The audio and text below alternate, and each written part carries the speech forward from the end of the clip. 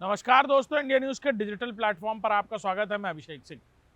वक्फ संशोधन विधेयक के दोनों सदनों में पास होने के बाद अब देश में वक्फ बिल को लेकर तमाम जगह पर विरोध प्रदर्शन देखने को मिल रहे हैं।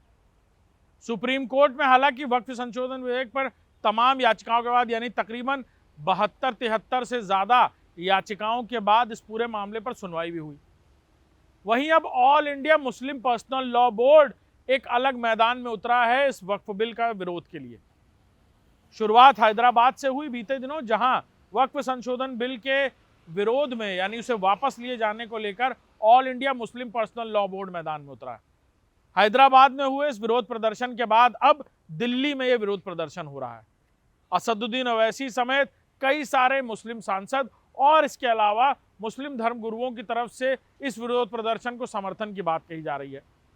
All India Muslim personal law board का यह कहना है कि आज़ादी के बाद और उससे पहले से ही मुस्लिम समाज के लिए यानी अल्पसंख्यक समाज और मुसलमान समाज के लिए जो कानून है वो मुस्लिम पर्सनल लॉ बोर्ड तय करता है, शरीयत के कानून तय करता है और वक्फ भी उन्हीं में से एक है। लिहाजा वक्फ पे छेड़छाड़ करना मुस्लिम समाज के अपने हक और हुकूक यानी उनके इस्लामी मामलात में दखल करने जैसा है।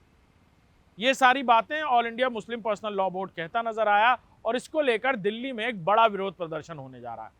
कहा यह भी जा रहा है कि कई सारे और भी संगठन इस विरोध प्रदर्शन में मुस्लिम पर्सनल लॉ बोर्ड का साथ देने वाले हैं।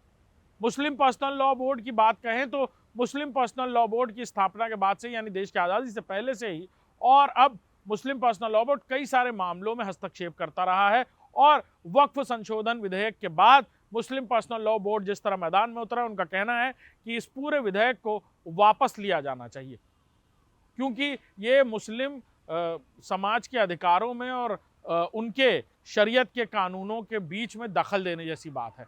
किसी भी धर्म विशेष को और ख़ासतौर पर मुस्लिम समाज को लेकर मुस्लिम पर्सनल लॉ बोर्ड समय समय पर अलग अलग तब्दीलियों और कानून में तब्दीलियों की बात कहता नजर आया है।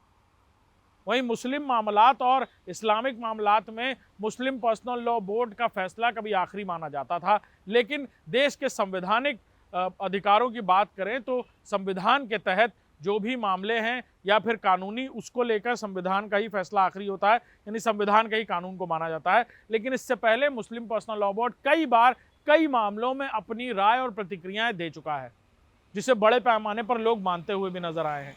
वहीं मुस्लिम पर्सनल लॉ बोर्ड जब से इस मैदान में उतरा है, उनका कहना है कि वक्फ संशोधन विधेयक भी मुस्लिम मामलों से ही जुड़ा हुआ मामला है, लिहाजा इसमें हस्तक्षेप ठीक नहीं।